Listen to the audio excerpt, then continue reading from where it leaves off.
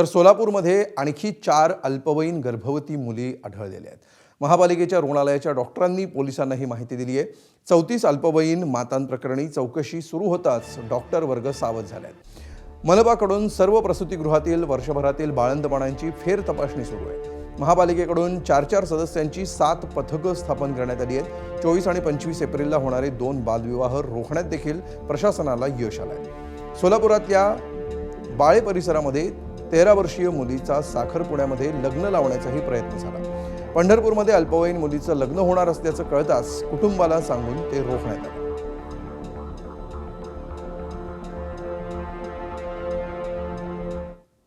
दरम्यान दोषींवर कारवाई करणार असा इशारा पालकमंत्री जयकुमार गोरेंनी दिलाय।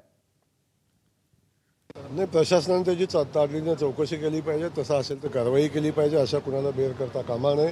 त्याची चौकशी करण्याच्या सूचना या निमित्ताने मी देईन आणि अशा घटना घडू नयेत भविष्यामध्ये याची काळजी घेतली जाईल। अशी कुणीही माहिती लपवली, अशा पद्धतीचं कृत्य कुणीही केलं तर त्याच्या कारवाई केली जाईल।